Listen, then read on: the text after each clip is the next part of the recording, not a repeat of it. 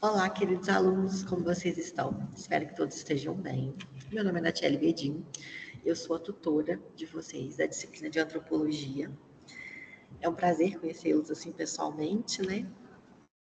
Eu vou fazer a devolutiva da prova que vocês fizeram no dia 26, se eu não me engano.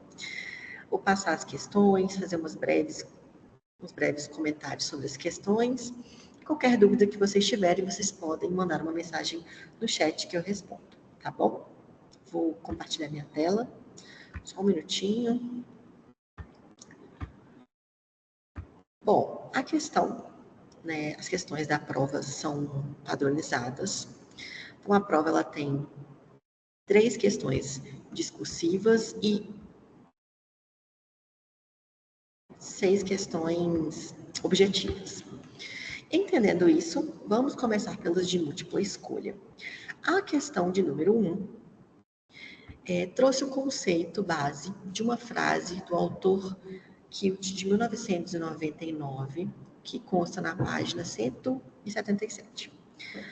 Esse enunciado vai questionar sobre o significado da frase. Então, está escrito assim: consideramos identidade o conjunto de vinculações em um sistema social, ou seja, classe social, de idade, sexual, referente a uma nação, que permite que o indivíduo se localize e seja localizado socialmente. Assim, como grupos e as sociedades, um sujeito também se constitui com um conjunto de características baseadas nas interações e possibilidades. E a pergunta é: qual é o nome que nós damos a essas interações? Nós temos como opções atribuição, diversidade, socialização, relativismo e periodicidade. A resposta certa é socialização. Por quê? Socialização nada mais é do que o conceito relativo às interações entre os indivíduos com o meio e também entre pessoas, as relações interpessoais. O primeiro tipo de socialização que nós temos na nossa vida é a família, porque é o primeiro contato com as situações, com a diversidade, com o confronto com aquilo que é diferente. Essa questão vocês encontram na página 27 do e-book Análise dos Conceitos Básicos da Antropologia. A questão de número 2, ela visa a pergunta em relação aos conceitos de raça e etnia. Muitas vezes nós utilizamos esses conceitos como sinônimos, mas na realidade, esses conceitos são um pouquinho diferentes. Entendendo isso, nós temos algumas alternativas. Na alternativa A, raça e etnia são dadas como palavras sinônimas.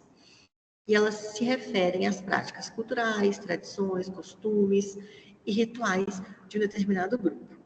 Na alternativa B, raça se refere às características físicas hereditárias, baseadas em aspectos fisiológicos, assim como a etnia está relacionada aos aspectos culturais, históricos e sociais.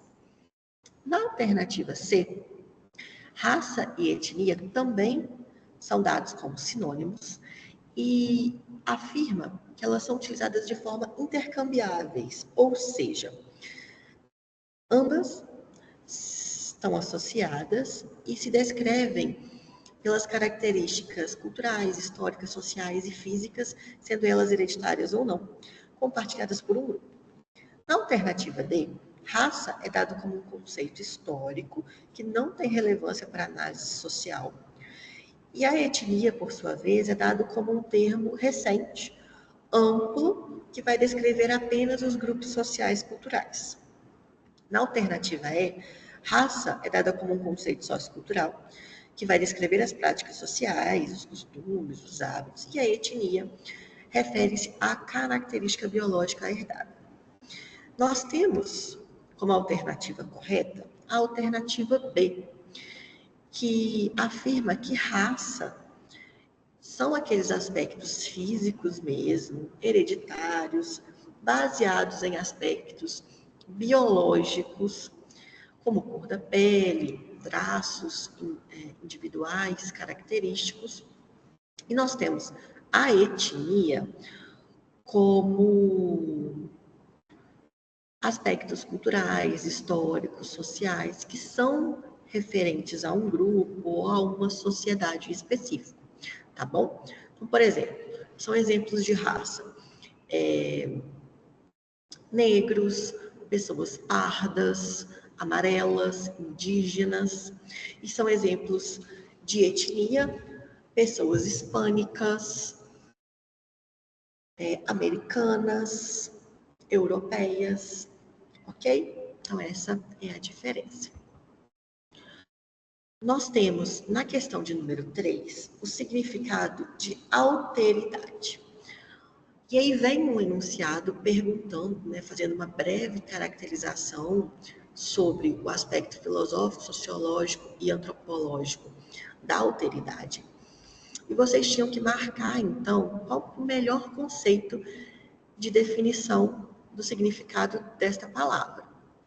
Como alternativas, nós temos alteridade como um processo de uniformização cultural, em que as diferenças elas são minimizadas para criar uma sociedade mais homogênea e padronizada. Na letra B, nós temos a alteridade como um isolamento de culturas e indivíduos, como uma forma de evitar conflitos e manter a pureza cultural. Temos a alternativa C, que refere-se ao reconhecimento e à valorização da existência do outro como diferente, reconhecendo as diferenças, facilitando o convívio, a pluralidade e o respeito. Na letra D, nós temos a alteridade como capacidade de uma cultura de assimilar e incorporar as características de outra, como uma forma de gerar uma nova identidade cultural, baseada, então, na mescla dos costumes. E nós temos a letra E, onde a alteridade vai ser dada como o processo de imposição de uma cultura dominante sobre a outra.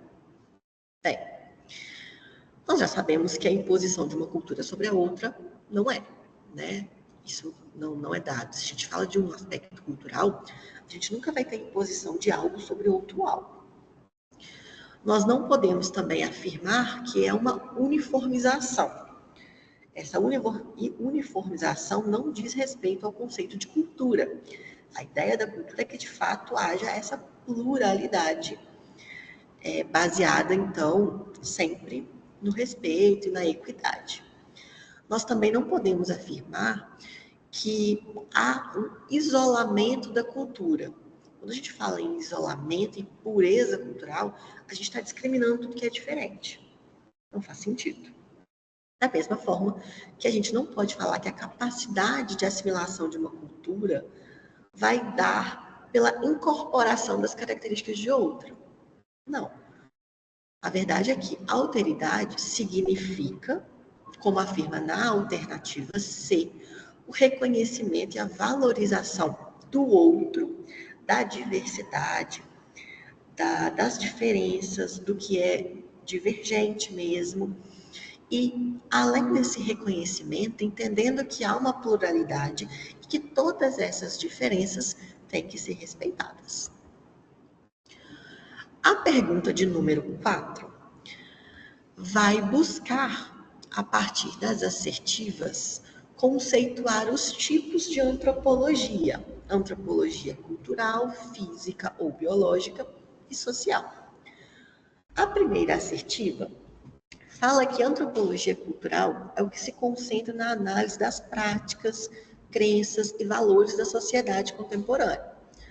E que o principal método utilizado para isso é a etnografia. E ela está correta. A assertiva de número 2 fala que a antropologia social se concentra nas práticas corporais.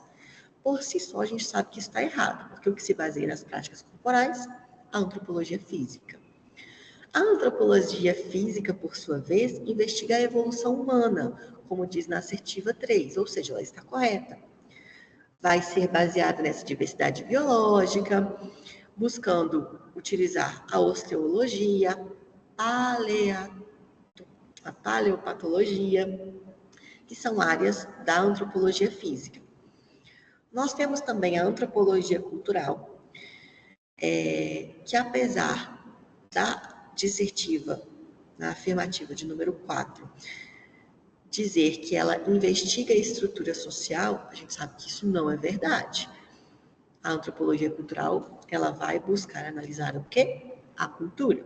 O que investiga a estrutura social é a antropologia social. E na afirmativa de número 5, ela também está errada, porque o que baseia-se nos rituais e nas cerimônias é a antropologia cultural, ok? Então, nós temos como alternativa correta a alternativa de número C, que afirma que tanto a primeira como a terceira são as que estão corretas. Na questão de número 5, nós temos uma questão sobre a história da educação física, que vai trazer o período pré-histórico. Considerando a parte, de contextualização, nós temos as alternativas. A alternativa A afirma que a pré-história, o movimento corporal era utilizado apenas para rituais religiosos. E a gente sabe que isso não é verdade, né? A reclusão dentro das cavernas, por exemplo, ela era utilizada como uma forma de refúgio de predadores, para amenizar o clima-tempo e para ser um período de descanso mesmo, no sentido da sobrevivência. A alternativa B, por sua vez, traz que o movimento corporal ele era visto como uma prática inferior. E se a gente sabe que a alternativa correta traz que o movimento corporal era utilizado para sobrevivência, não tem como a gente considerar que o movimento corporal era desencorajado. Isso a gente vê na alternativa C, que é a alternativa correta. Então, lá na pré-história, o movimento humano ele era utilizado para sobrevivência, para caça, para luta, para pesca, para coletar os alimentos, mais para frente, para poder fazer alguns utensílios no sentido da sobrevivência para facilitar a vida do ser humano. Então, isso participou de todo um período histórico evolutivo muito forte. Pensando nisso, então, a alternativa D também não está certa. Por quê? Essa alternativa traz que o movimento corporal ele era voltado apenas para o entretenimento, sem qualquer necessidade de sobrevivência. E eu já falei que isso está errado, não é mesmo? Assim como na alternativa E, durante a pré-história, o movimento corporal era utilizado exclusivamente para a dança. Tá certo? Não está. A gente sabe que o principal motivo era qual? A sobrevivência. Dito isso, passamos para a questão de número 6, que diz respeito aos Jogos Paralímpicos. Esses jogos, alguns conceitos estão aqui sendo destinados nas 5 assertivas, e nós sabemos que a alternativa correta é a alternativa da letra E, que considera que tanto a 1 quanto a 4 são as alternativas corretas. Por quê? A alternativa de número 1 diz que os Jogos Paralímpicos são organizados pelo Comitê Paralímpico Internacional e que eles são sediados, sempre na mesma cidade, com o objetivo de promover a inclusão e a igualdade. Ok, sabemos que isso está correto. Nós sabemos também que a classificação dos atletas nos Jogos Paralímpicos é feita através da base das suas deficiências. Ou seja, a competição ela é justa, ela busca uma equidade. Os atletas eles são classificados de acordo com as suas habilidades e as suas condições, a partir das suas deficiências. Então, essas 2 assertivas estão certas. A assertiva de número 2 está errada, porque fala que o Comitê Paralímpico não é responsável pelos Jogos de Verão e pelos Jogos de Inverno. Então, nós sabemos que ele é, sim, responsável tanto pelos de verão quanto pelos de inverno, e que eles são destinados, sim, para o mesmo público, tá bom? Os Jogos Paralímpicos, na assertiva de número 3, essa assertiva traz que o objetivo principal é oferecer uma plataforma de competição para atletas com deficiência, mas que não incluem esportes adaptados. Isso não é verdade. Se nós sabemos que as categorias elas são apropriadas para as habilidades e condições a partir das suas deficiências, esses esportes são adaptados, certo? E a assertiva de número 5 também não está correta, porque ela afirma que são utilizados apenas esportes tradicionais. E nós vimos que esses esportes eles são adaptados. Se eles são adaptados e essa adaptação considera a inclusão e também a inserção de novas modalidades, né, novas regras, novos parâmetros, essa assertiva está errada, sobrando apenas a assertiva de número 1 e de número 4 como as corretas. A última, essa é a última questão, né, a questão de número 6. A questão de número 7 é a primeira questão discursiva da prova, que pediu que vocês falassem sobre a história da educação física no período da Antiguidade e da Idade Média. O que vocês tinham que ter respondido? No período da Antiguidade, nós temos a história da educação física com um marco muito grande na Grécia Antiga, tanto que o símbolo da educação física hoje é o discóbulo de Miron, que é o símbolo de um dos esportes da Grécia Antiga, que eram os esportes de lançamento de disco em específico. Vocês teriam que falar nessa questão sobre os Jogos Olímpicos, que os esportes eles eram voltados no sentido das Olimpíadas, que eram sediadas no início em Atenas, que a ideia era, além da prática esportiva, o fomento à guerra, esse apelo do corpo, esse culto do corpo como uma forma de prática esportiva, mas também como uma formação militar. Tinha o desenvolvimento intelectual. Além disso, eram utilizadas atividades físicas como ginástica, corrida, lutas, esportes de lançamento, que eram essenciais para a preparação tanto dos esportes olímpicos, que eram praticados de 4 em 4 anos, assim como também tinham valores morais e cívicos implícitos. Basicamente era isso. E na Idade Média, vocês teriam que falar que a Igreja Católica não incentivava as práticas esportivas, porque eles consideravam que as práticas de culto ao corpo eram uma forma de prazer, uma forma de pecado. Tudo naquela época que era destinado ao prazer, à vontade própria, era regulamentado e proibido pela Igreja, para não desvirtuar essa questão do espírito da pessoa. Além disso, a gente tinha que responder nessa questão que, no período medieval, a educação física e a prática de atividades físicas não era parte significativa do currículo educacional. As escolas e as universidades da época, elas estavam mais focadas nos ensinos religiosos e acadêmicos, né, de formação mesmo acadêmica, e não englobavam as práticas de atividade física e as práticas esportivas. Então, era basicamente isso. Se você respondeu alguma coisa em cima disso, você acertou. Na questão de número 8, nós temos o conceito de cultura. Então, eu pedi para vocês falarem o que é a definição de cultura e escolher um dos 3 aspectos que compõem a cultura para falar. Ou falar sobre linguagem, ou sobre fazeres, ou sobre diversidade. Então, vocês teriam que responder que cultura nada mais é do que um conceito que se refere ao conjunto de práticas, crenças, valores e normas, formas de expressão voltadas àquele grupo social. Isso engloba, né, todos os aspectos da vida humana, inclusive a arte, religião, tradições, rituais e os modos de vida cotidiano. Ou seja, basicamente isso.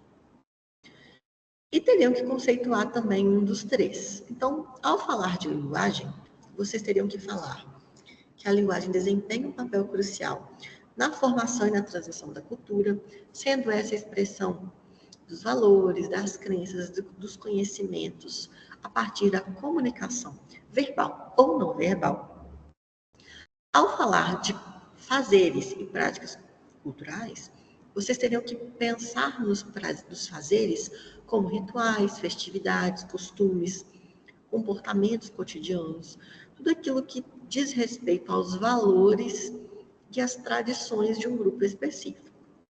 Já a diversidade cultural deveria ser apresentada na questão como algo de expressão cultural, que considere e enriquece as culturas e as sociedades a partir da promoção, da troca de conhecimentos, experiências, mostrando de fato o que é diferente, valorizando esses sistemas de valores de forma globalizada, pensando na compreensão de diferentes povos.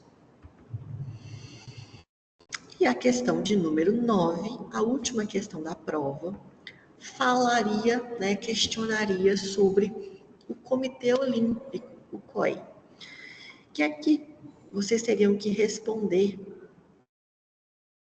quais as funções e responsabilidades do COI, analisando essa organização a partir do desenvolvimento dos esportes mundiais.